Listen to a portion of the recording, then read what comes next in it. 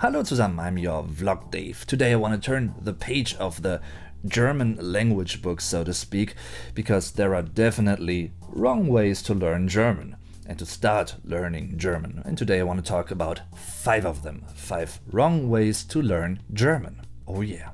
No, oh no.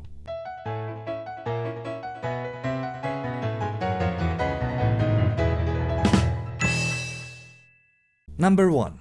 Don't just learn the noun without its article.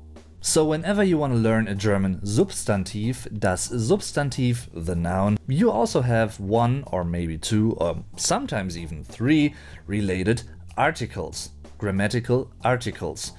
Der Artikel, Singular, die Artikel, Plural. And I keep repeating this, but it's very essential and very important and makes things way easier. When you have a German noun, learn it along its article and don't just learn the noun and then learn the article and try to match them and see, well, which article is correct for this term. You could do that, but that doesn't make too much sense. Number 2. Don't learn just one form of a noun. And by saying form, I mean singular or plural forms.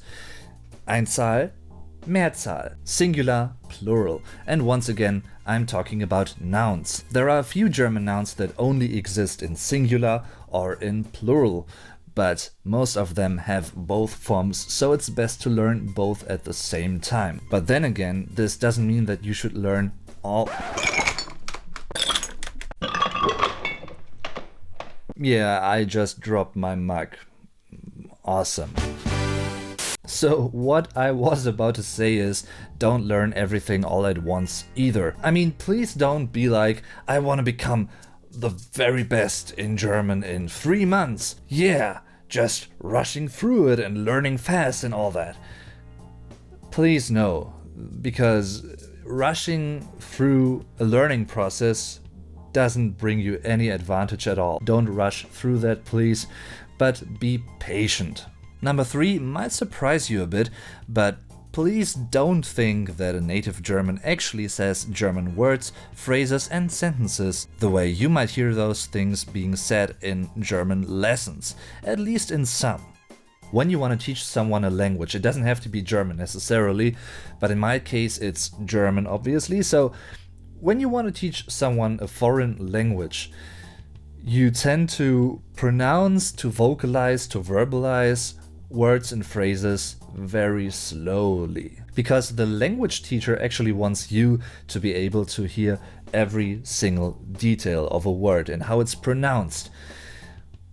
But then again, that doesn't have to relate to the way it's actually pronounced by native Germans in everyday life. For example, take the German verb laufen. As it's the case for many other German verbs that end in en, the e is kinda dropped when you pronounce that word, when you say it out loud. So when a native German says that word in everyday life, it rather sounds like laufen.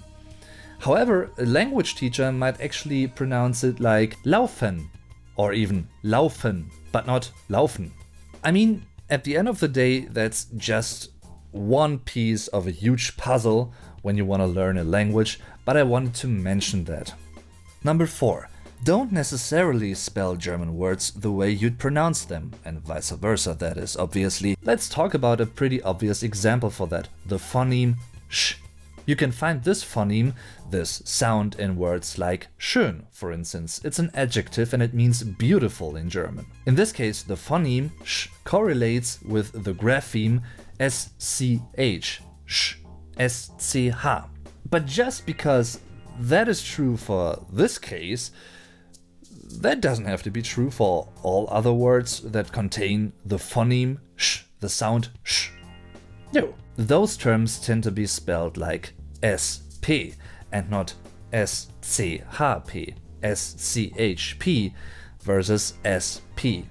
That's basically the major difference, although it's the same sound. Here are a few examples for that. Sprechen, der Spaß, springen, das Spiel. And last but not least, number 5.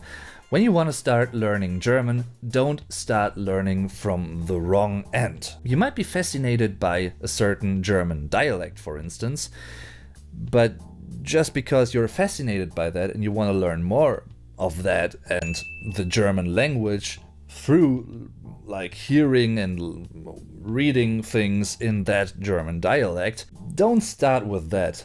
Rather start with the basics of the German language. And when I say basics, I mean the basics of high or standard German, Hochdeutsch. Because I'd say for someone that's not a native German dialects and all that stuff, that is pretty specific already. Rather start with high or standard German and with really basic stuff. It might be boring at first, at least sometimes, but it will pay off in the end, definitely. And it makes you understand things and like more specific things way easier in the end. Thanks for watching the video. If you enjoyed it, don't forget to leave a like and to share it with other people. And if you want to support this channel even more, check out my Patreon page. A little tip per video can make a difference and help me a lot. Also feel free to follow me on social media. I'm your Vlog Dave. Tschüss und bis zum nächsten Mal.